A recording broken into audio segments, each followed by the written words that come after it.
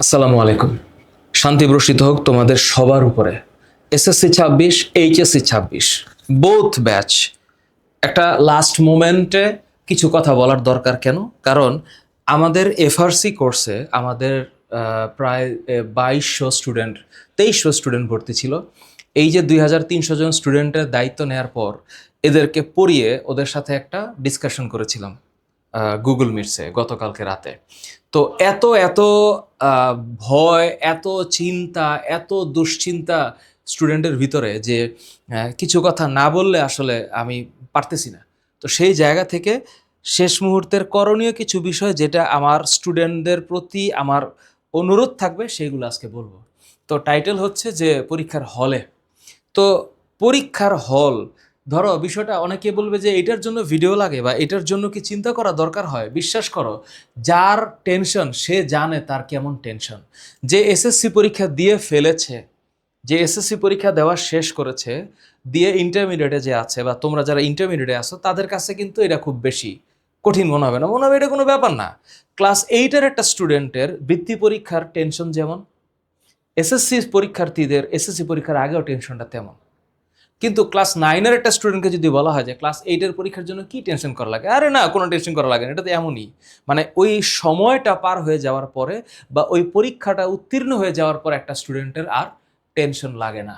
কিন্তু রানিং একটা স্টুডেন্ট যে পরীক্ষার হলে ঢুকতেছে তার টেনশনটা লাগে। তো আমি আজকে তোমাদেরকে অনুরোধ করব, তোমরা কয়েকটা মিনিট একটু শোনো মনোযোগ দিয়ে। দেখো, তোমরা পরীক্ষার হলে যাবা শান্তিমতো, যেন তুমি পরীক্ষার প্রশ্নটা, পরীক্ষা তো পরীক্ষা ভাই, জীবনে অনেক পরীক্ষা, আমিও পরীক্ষা দিতেছি, তাই না? পরীক্ষা চলতেই আছে, চলবে।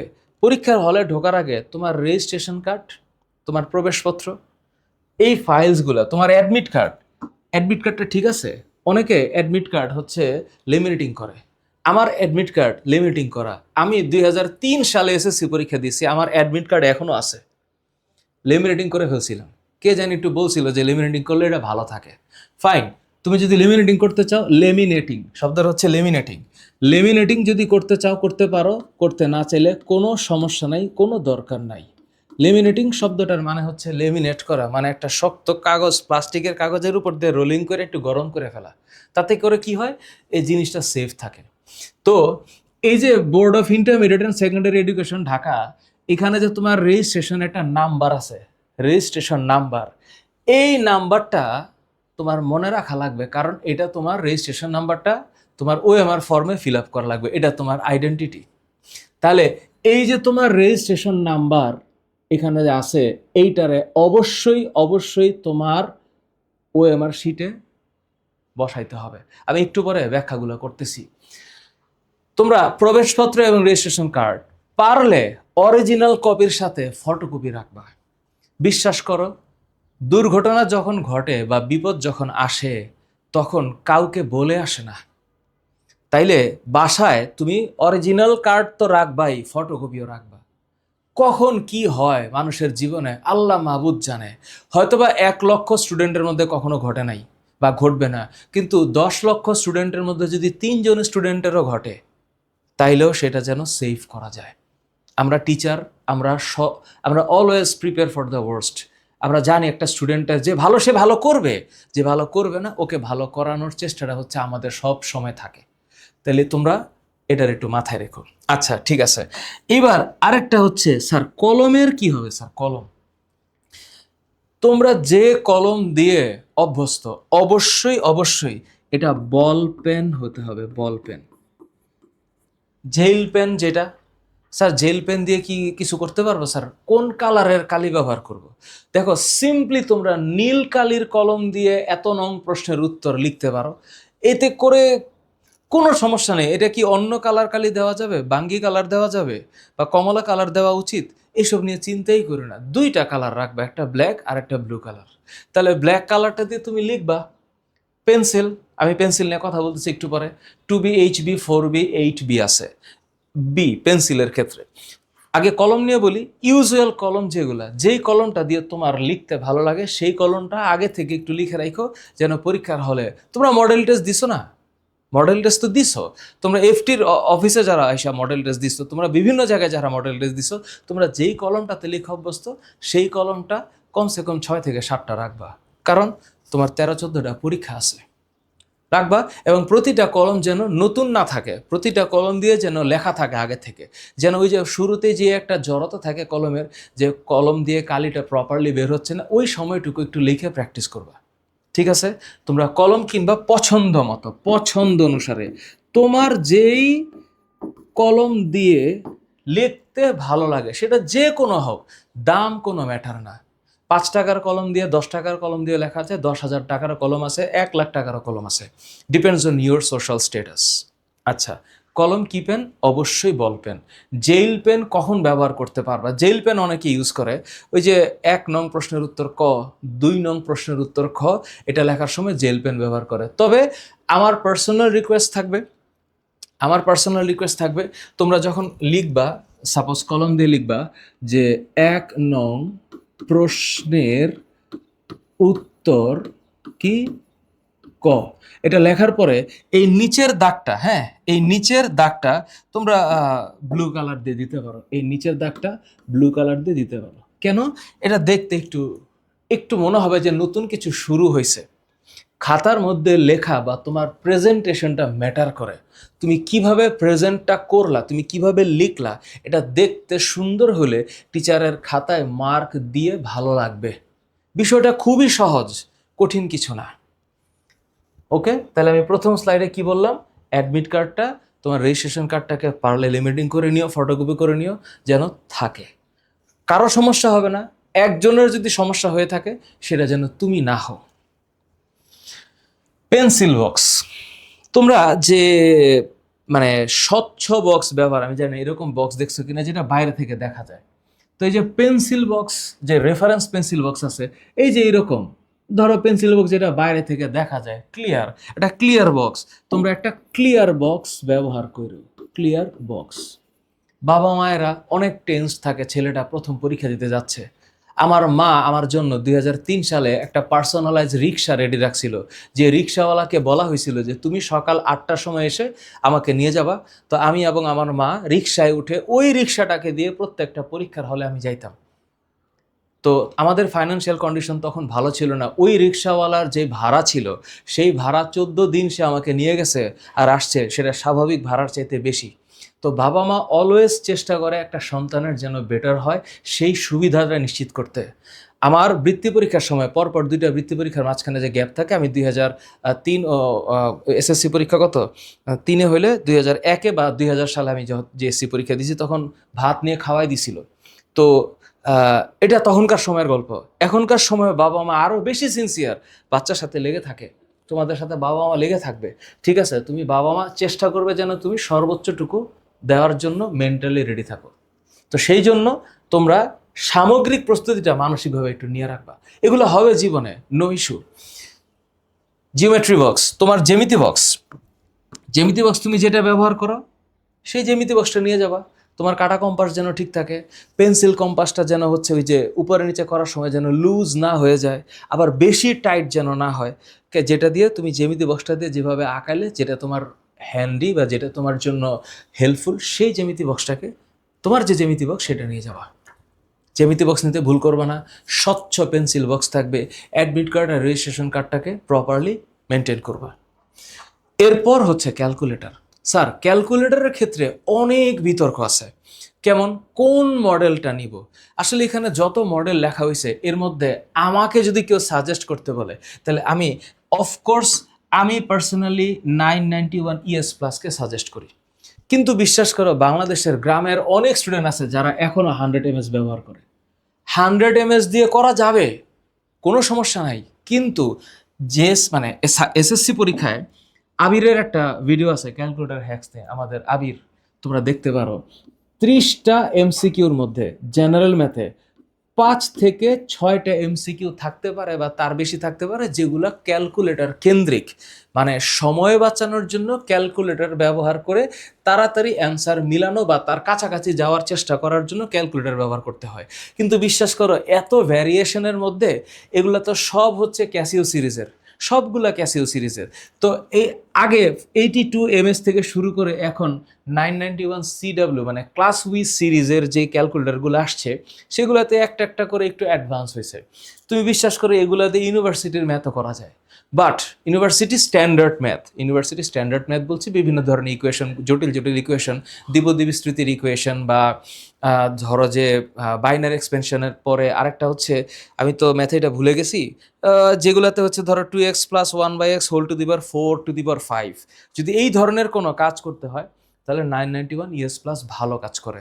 আবার দেখা গেছে ওই ধরনের ইকুয়েশনকে ফিল আপ করতে গেলেন 100 ms প্রপারলি অত তাড়াতাড়ি ফাংশন করতে পারে না। অবশ্যই 100 ms চাইতে 991 ES+ সিরিজের ক্যালকুলেটরের স্কিল বেশি। তো তোমরা চেষ্টা করবে তোমাদের যেই ক্যালকুলেটরে তুমি আসো, তুমি যেই ক্যালকুলেটরটা ইউজ করছো সেটা ইউজ করো। তোমরা ক্যালকুলেটর নিয়ে একেবারেই দ্বিধান্বিত থাইকো না। তবে একটা ব্যাপার আছে, সেটা হচ্ছে বিপদ তো বলে কয়ে আসে না। হঠাৎ করে দেখলা কোনো এক ওয়ার্স্ট কেসে যে তোমার একমাত্র ক্যালকুলেটরটা পরীক্ষার হলে ডেড হয়ে গেছে, হইতে পারে না এমন কিছু, কে জানে। তুমি বলবে স্যার এটাও একটা সম্ভব ঘটনা, মানে ওই যে বললাম না, প্রিপেয়ার ফর দ্য ওয়ার্স্ট। ধরো যে যদি তোমার ক্যালকুলেটর পরীক্ষার হলেই ডেড হয়ে গেল, হইতে পারে। যদি সোশিও ইকোনমিক স্ট্যাটাস অনুসারে তুমি আরেকটা ক্যালকুলেটর রাখতে পারো তোমার সাথে, রাখো। আরেকটা সেকেন্ডারি ক্যালকুলেটর তোমার পাশে রাখো। হু নোজ, ক্যালকুলেটরটা পরীক্ষার হলে ডেড হয়ে যেতে পারে, ব্যাটারি হেলথ চেক করার তো সুযোগ নাই। যদি পারা যায় আরেকটা ক্যালকুলেটর রাখো, আর যদি না পারো ফি সাবিলিল্লাহ, আল্লাহ ভালো জানে। আমি তো একটা ক্যালকুলেটর দিয়ে পরীক্ষা দিছি, মানে এখন আমার ক্ষেত্রে যে প্রবলেম হয় না বলে তোমার ক্ষেত্রে যে হবে না এরকম কোনো গ্যারান্টিও তো নাই। এই কারণে আমি আবারও বলছি, প্রিপেয়ার ফর দ্য ওয়ার্স্ট, একটা ক্যালকুলেটর রাখো। তবে আমার সাজেশন হচ্ছে এইটা। আর তারপরে আজকে আবার তোমার কাছে যদি এই ক্যালকুলেটর না থাকে, এই ভিডিও দেখে কিন্তু আবার মন খারাপ করো না। তোমার কাছে যেটা আছে ওইটাই সই, তোমার কাছে যা আছে তাই সই। আমার একটাই লাইন, তোমার কাছে যা আছে তাই সই, তাতেই চলবে, আল্লাহ ভরসা।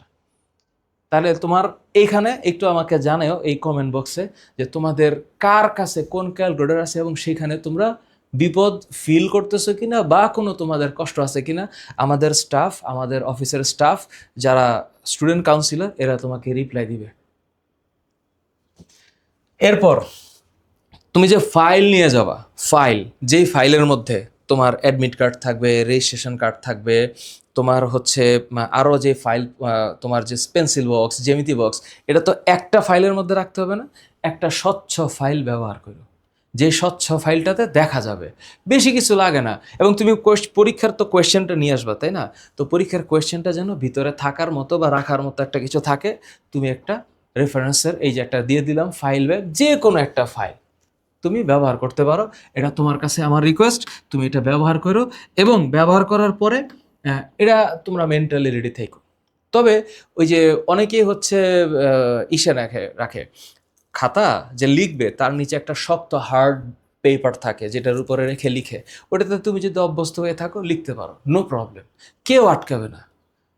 আমাদের বাচ্চারা, তোমরা পরীক্ষা দিবা, উড়ন্ত পাখির মতো পরীক্ষা দেবে, এত ভয় ডর নিও না তোমরা। আচ্ছা, ঘড়ির ক্ষেত্রে কি ডিজিটাল ঘড়িগুলো একটু অ্যালাউ করে না কেন? কারণ ডিজিটাল ঘড়িতে অনেক ধরনের কানেকশনস বিল্ড আপ করা যায়। এআই চলে আসছে এখনকার যুগে, মানে এখন অনেক স্মার্টলি মানুষ ডিসঅনেস্টি করতে পারে। তো সেই সকল ডিসঅনেস্টি রোখার জন্য কর্তৃপক্ষ অবশ্যই চাইবে যে যেন আটকানো যায়। তুমি কি করতে চাও? তুমি দেখতে চাও যে টাইমলি তুমি লিখতে পারো কিনা, একটা অ্যানালগ ঘড়ি হইলেই হয়। কিন্তু আমাদের এই যে আমাদের যে ঘড়িগুলা হচ্ছে, যেগুলা এই একটু মোটামুটিভাবে একটু জিনিসপত্র আছে আর কি, এগুলা তোমরা ব্যবহার নাই করো। মানে যদি থাকেও, তোমাদের মধ্যে অনেকে আছে না, $1200 $1300 ঘড়ি পরো, রোলেক্সের ঘড়ি পরো, সমস্যা নাই, টাইটানের বেস্ট কালারের ঘড়ি পরো, সমস্যা নাই। কিন্তু আমি গ্রাম থেকে একেবারে সন্দ্বীপের একটা গরিব ঘরের ছেলে থেকে শুরু করে প্রতিমন্ত্রীর ছেলে পর্যন্ত যেই হোক, তোমরা একটু চেষ্টা করো অ্যানালগ ঘড়ি ব্যবহার করার জন্য। আচ্ছা স্যার, তাহলে পরীক্ষা প্রবেশের আগে স্যার আমার তো এখন চিন্তাটা হইলো যে আমার স্যার সিরিয়াল মানে সিম্পল হিসাব স্যার, আমি 30 মিনিট আগে স্যার যাব, পরীক্ষার হলে যাব। স্যার এখন বেঞ্চ কেমন, আমি কি লিখতে পারবো কিনা, প্রপার আলো আছে কিনা, বেঞ্চের মাঝখানে কোনো ফুটা আছে কিনা, কত কিছু ম্যাটার করে। তুমি মনে রাখবা যে ইউ আর দ্য চ্যাম্পিয়ন, যেই রকম ঘরে পরীক্ষা দিতে দেখ, যেই গার্ডে থাকুক, গার্ড কে থাকুক, আই ডোন্ট কেয়ার, গার্ড 5 জন থাকুক না 10 জন থাকুক, টিচারের চেহারা কিম্ভূত কিমাকার হোক না সুন্দরী ম্যাডাম আসুক, ডোন্ট কেয়ার। সুন্দরী ম্যাডামের দিকে আবার তাকায় থেকো না। কিম্ভূত কিমাকার টিচার যদি আসে আবার ভয় পায়ও না। তোমার পাশে একটা মেয়ে বসছে, সে কি দেখতে সুন্দর না? সামনে একটা ছেলে বসছে, সে অতিরিক্ত মোটা না? পিছে একটা ছেলে বসছে, সে অনেক চিকন? You don't need to care. You don't need to care. You are not in a position to care everything. You are here to care about yourself. বুঝাতে পারছি? কত কিছু হয়, কত কিছু হয়। পরীক্ষার হল এতগুলা, তোমরা এতগুলা স্টুডেন্ট, প্রতিজনের সাথে প্রতি রকমের গল্প হইতে পারে। আমি সামারি করার চেষ্টা করতেছি, যদিও তোমার সাথে এগুলো নাও ঘটতে পারে, কিন্তু তোমার পাশে একটা মেয়ে, সুন্দর মেয়ে বসছে, তার দিকে তাকায় তোমার পরীক্ষার হলে সূত্র ভুলে যাওয়ার দরকার নাই। তোমার সামনে একটা ছেলে বসছে, অনেক মোটা একটা ছেলে, এটা নিয়ে তোমার কটূক্তি করার দরকার নাই। তোমার পেছনে একটা শুকনা ছেলে, একদম চিকন চাকন ছেলে বসছে, তার স্বাস্থ্য নিয়ে কথা বলার চিন্তা করার দরকার নাই। তুমি চিন্তা করবা, স্যার পরীক্ষার কোয়েশ্চেন দেন, আমি খাতা লেখা স্টার্ট করছি। You are not here to be any kind of, কি বলবো, মানে ইংলিশ আসতেছে না, ডিসঅনেস্টি করার দরকার নেই। কোনো কারণে কোনো ধরনের ডিসঅনেস্টি করার দরকার নেই। সাইলেন্ট এক্সপেল দিয়ে চিন্তা করার দরকার নেই। যা হওয়ার হবে। You are an honest person, be the honest guy to yourself. Seat plan দেখে রুম নম্বর নিশ্চিত করবা, এটা এমনি হয়ে যাবে। পরীক্ষার হলে গেলে এমনি হয়ে যাবে, কোনো প্যারা নাই, কোনো প্যারা নাই।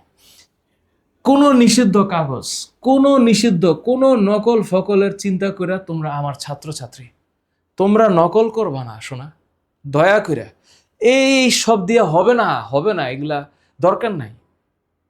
অনেস্টির একটা পাওয়ার আছে, লাস্ট মোমেন্টে খেলা দেখা যায়। B the honest person my dear. Roll number, registration number, বিষয় কোড, খুব সেন্সিটিভ কথা বলছি। হ্যাঁ, তোমার রোল নম্বর মনে আছে না? আছে? আচ্ছা, রেজিস্ট্রেশন নম্বর আছে না? আছে। এবং অবশ্যই অবশ্যই কি কোড? বিষয় কোড। কত বিষয় কোড? সেই বিষয় কোডগুলোকে বুঝে শুনে বসাবা। এবং তোমাকে অবশ্যই বৃত্ত ভরাট করতে হবে প্রপারলি। প্রপারলি বৃত্ত ভরাট করবো মাই ডিয়ার, প্রপারলি। তোমার ইয়েতে প্রপারলি বৃত্ত ভরাট করবা। তো ধরো যে এই যে জায়গাটা, এই জায়গার মধ্যে বৃত্ত ভরাট করার ক্ষেত্রে, হ্যাঁ আমি একটু পরে দেখাবো, সবই একটু পরে দেখাবো তোমাদের। এই যে এরকম থাকে, সো দয়া করে যখন তুমি বৃত্ত ভরাট করবা মাই ডিয়ার, প্লিজ ঠান্ডা মাথায় বল পেন দিয়া চারপাশে কোনো গ্যাপ না রেখে বৃত্ত ভরাট করবা। এটা যদিও অনেক মানে কি বলে, দেখতে খারাপ লাগে বা করতে খুবই মানে বোরিং, বাট এইটাই সিস্টেম, এইটাই টেস্ট, এটাই টেস্ট। সো তুমি বৃত্তটা যখন ভরাট করবে, মাঝখানে কোনো গ্যাপ যেন না থাকে। হ্যাঁ, কোনো গ্যাপ যেন না থাকে। ভুলে হলে ঘাবড়ে যাওয়া, এই যে ঘাবড়ে যাওয়া, এটা হলো একটা মানে যে এসএসসি পরীক্ষা দিয়ে ইন্টারমিডিয়েট আসছে, ও চিন্তা করে আরে এটা কোনো পরীক্ষা হইলো। ক্লাস 8-এ পরীক্ষা দিয়ে যে পাশ করে ক্লাস 10-এ উঠছে, ও মনে করো আরে জেএসসি পরীক্ষা এগুলো কোনো বিষয়, ঘাবড়ানো কোনো বিষয়? বিশ্বাস করো, যার জীবনে অনেক টাকা হয়ে যায় সে তখন বলে ঠিক আছে, তাহলে টাকা পয়সা আসলে জীবনে অনেক কিছু না, সম্পর্কটা অনেক কিছু। মানুষের যখন একটা কিছু হয়ে যায় না, তখন সেটার গুরুত্ব কমে যায়, এটাই নিয়ম। তো ঘাবড়ে না গিয়ে দায়িত্বরত শিক্ষককে জানানো, ফ্লুইড ব্যবহার চেষ্টা করো না করার, বা করতে পারলে কিছু ভুল ত্রুটি বা কিছু কাটাকুটি করলে দেখতে সুন্দর লাগে, আমি রিকমেন্ড করি ফ্লুইড ব্যবহার করে না, তুমি চাইলে করতে পারো। কোনো ধরনের নিষিদ্ধ কাগজ, ইলেকট্রনিক ডিভাইস যে নেই সেটা তুমি চেক করো, প্লিজ প্লিজ মাই ডিয়ার। এখন স্যার, আমার তো স্যার 2 ধরনের ঘটনা আছে। একটা হচ্ছে স্যার সিকিউ ওএমআর আছে, আর একটা হচ্ছে এমসিকিউ ওএমআর আছে। এখন স্যার সিকিউ ওএমআর আমি যখন স্যার বসবো স্যার, তাহলে আমি কি পরীক্ষা দিচ্ছি স্যার? এসএসসি পরীক্ষা। তাহলে যে আমার পরীক্ষার পাশে বাম পাশে এসএসসি আছে, আমি এসএসসিটাতে সুন্দর করে স্যার গোল করব, সুন্দর করে গোল করবা এসএসসি। আচ্ছা, তোমার রোল নাম্বার, তো রোল নাম্বার যখন থাকবে, হ্যাঁ এই যে রোল নাম্বার, এই রোল নাম্বারটা পাশে লিখবা, তোমার রোল নাম্বার যত যেই রোল নাম্বার হোক, তুমি লিখলা স্যার রোল নাম্বার হচ্ছে 10, 32, 34 বা 36, 10, 32, 36। তাহলে কি হবে? পেন্সিল দিয়ে, প্রথমে পেন্সিল দিয়ে 10, এই যে 1, 0, তারপরে হচ্ছে 32, তারপরে এই যে 36, আগে পেন্সিল দিয়ে একটু দাগ দিয়ে রাখবা, পেন্সিল দিয়ে দাগ দিয়ে রাখবা ঠান্ডা মাথায়। এই যে ঠান্ডা মাথায় আমি বলতে ফেলতেছি না এখানে বৈশা, এটা তো আমার জন্য ইজি, কিন্তু পরীক্ষার হলে বৈশা আসলেই ঠান্ডা রাখা মাথা এটা জটিল কাজ। এবং এই জটিল কাজটা করতে পারার জন্যই এটার নাম পরীক্ষা। এটার নাম পরীক্ষা। পরীক্ষা, এটার নামই পরীক্ষা। টেনশন ফেস করা, হাত পা কাঁপতেছে, এটা ফেস করা, মাথা ঝিমঝিম করতেছে, ঘামাচ্ছি, পারতেছি না, টাফ সিচুয়েশন, এটা ফেস করার নামই পরীক্ষা। গার্ড থাকবে, ভয়ানক দেখতে টিচার গার্ড থাকবে, হোয়াট এভার, এটাই এক্সাম। এইটাই exam. It's not a bed of roses. আমরা এইভাবে করে পার হয়েছি, এখনো পরীক্ষা দেই, সামনেও পরীক্ষা দিব। যেদিন পৃথিবী থেকে চলে যাব সেদিন কবরে গিয়ে আবার পরীক্ষা দিব। প্রশ্ন হবে মার রব্বুকা, মান হাজা রাসূলু, মা দীনুকা। তখন বলতে হবে রব্বি আল্লাহ, দীনি আল ইসলাম, হাজা রাসূলুল্লাহ। তো ওইখানেও পরীক্ষা। আবার আল্লাহর কাছে গিয়ে আখিরাতের দিনেও পরীক্ষা। কি করছিল জীবনে বলো? Zarratun Shahriar, it's all about the exam. Registration number, তোমার রেজিস্ট্রেশন নাম্বারটা ওই যে মনে আছে রেজিস্ট্রেশন নাম্বার, এই যে রেজিস্ট্রেশন নাম্বার, কি কি রেজিস্ট্রেশন নাম্বার হচ্ছে 231086527, 1 2 3 4 5 6 7 8 9 10, 10 ডিজিটের একটা রেজিস্ট্রেশন নাম্বার আছে, আছে না? এই যে তোমার রেজিস্ট্রেশন কার্ডের রেজিস্ট্রেশন নাম্বার, এই রেজিস্ট্রেশন নাম্বারটা এখানে বসাইবা।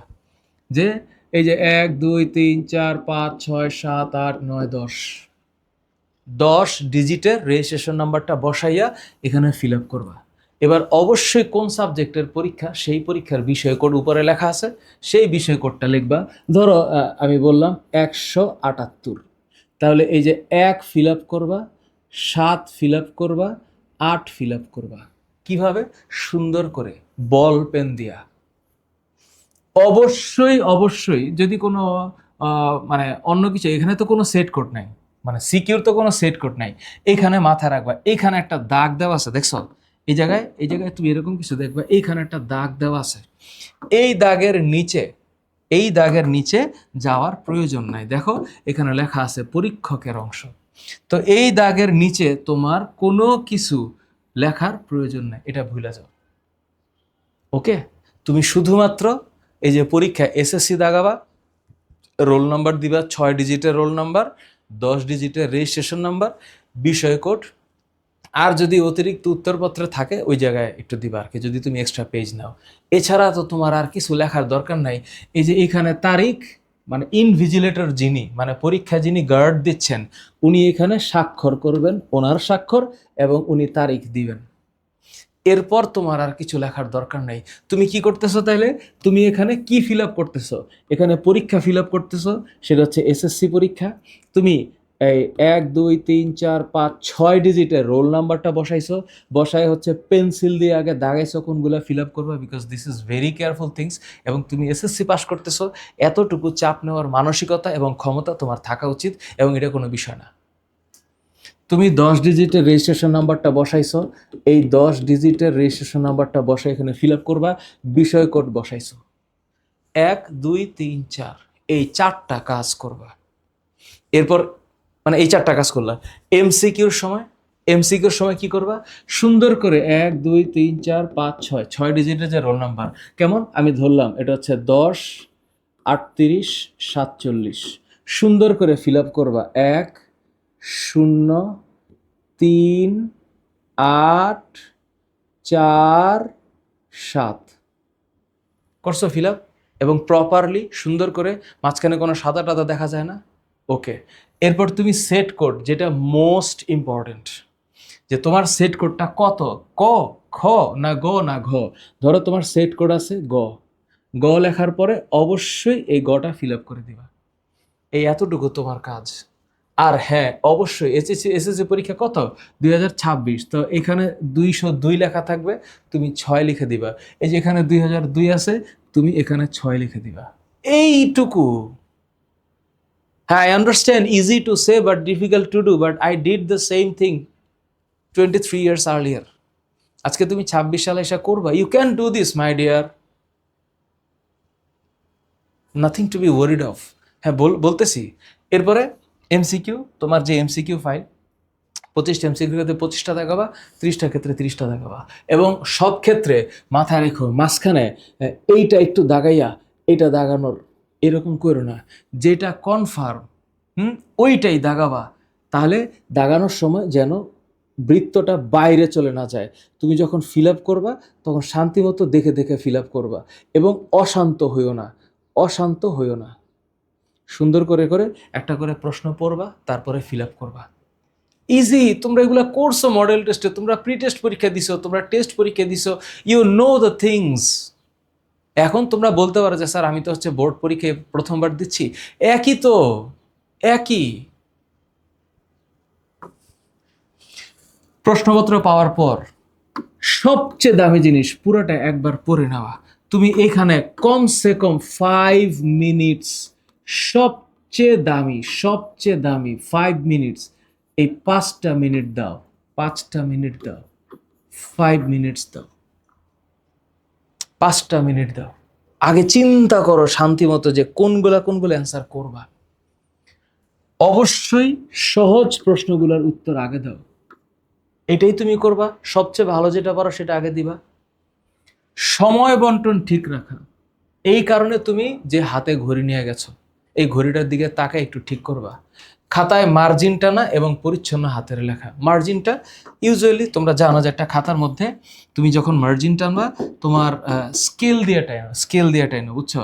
এটা স্কেল দিয়ে টাইনো, 1 ইঞ্চি এই পাশে 1 ইঞ্চি এই পাশে। আমি যেটা করতাম সেটা হচ্ছে আমি চারপাশেই করতাম। হ্যাঁ, আমি মার্জিনটা চারপাশেই করতাম যেন একটু দেখতে ভাল লাগতো। তো তুমি যখন লিখবা তোমার প্রেজেন্টেশনটা যেন সুন্দর হয়। তুমি যখন লিখবা যে এত নং প্রশ্নের উত্তর, তো এখানে একটু কালার করে এটা যে একটা নতুন কোনো প্রশ্নের শুরু হয়েছে এটাকে একটু বুঝাই দিও যে এত নং প্রশ্নের উত্তর। এরপরে যখন আরেকটা প্রশ্নের উত্তর দিবা তখন এটাকে একটু সুন্দর করে কালার করে দিও যেন এটা বোঝা যাচ্ছে যে আরেকটা প্রশ্নের উত্তর। তুমি যে এখানে কিছু লিখেছো এটা লেখার পর ক্লিয়ার একটা অ্যান্সার দিলা কয়ের, তারপরে ক্লিয়ার একটা অ্যান্সার দিলা খয়ের। তো খ 2 প্যারায় লিখতে হবে। সো তোমার লেখাটা যেন সুন্দর থাকে। প্রথম অ্যান্সারগুলো করতে একটু সময় বেশি নাও, পরে হাতের লেখাগুলা কাকের ঠ্যাং বকের ঠ্যাং হয়ে যায় সবার শেষে, এবং একদম লাস্টে গিয়ে মানে হাতের লেখা আরও সুন্দর হয়ে যায়, তাই না? তো তোমরা সেটা মেনটেন করো। লাস্ট 5 মিনিট, লাস্ট 5 মিনিটস তোমরা অবশ্যই রিভিশনের জন্য রাখো। রিভিশন কি করবা না। কখনো মাই ডিয়ার স্টুডেন্ট, আমার ছাত্রছাত্রীরা, তোমরা কখনো একজন আরেকজনের সাথে কোনো কথা বলা ইশারা কিচ্ছু দরকার নাই, কইরো না প্লিজ। এই যে এইসব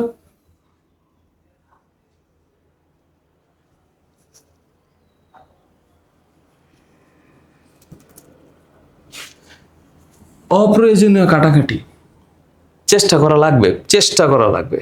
তোমরা চেষ্টা করবে, আমি জানি। 20 বছর ধরে আমি স্টুডেন্ট পড়াইতেছি, I know what you are doing. বলে দিচ্ছি আর কি, পানির বোতল বা কলম দিয়ে বেঞ্চে শব্দ না করা। অথবা আরেকজনের সমস্যা হয়, আবার অনেকে আছে দেখবা লেখার সময় টেবিল কাঁপায় ফেলায়, মানে মিরপুর 10 নম্বর থেকে লেখে, মিরপুর 13 নম্বর থেকে শোনা যায়। এরকম যেন না হয় যে লেখার সময় কিছু স্টুডেন্ট আমার এখানে আসে, আমাদের অফলাইনে লেখে যে মনে হচ্ছে যে একটা মোটামুটিভাবে একটা কিছু করে ফেলাইতেছে। তো তোমার পাশে যদি এরকম কম্পিত স্টুডেন্ট থাকে তাহলে তারা একটু ইশারা করো, অথবা তুমি যদি প্রবলেম ফেস করো এটা সলভ করার চেষ্টা করো। বুঝাতে পারছি? সব প্রশ্নের উত্তর দেওয়া হয়েছে কিনা এটা চেক করবা। এটা কখন চেক করবা? ওই যে লাস্ট 5 মিনিটে, লাস্ট 5 মিনিটস,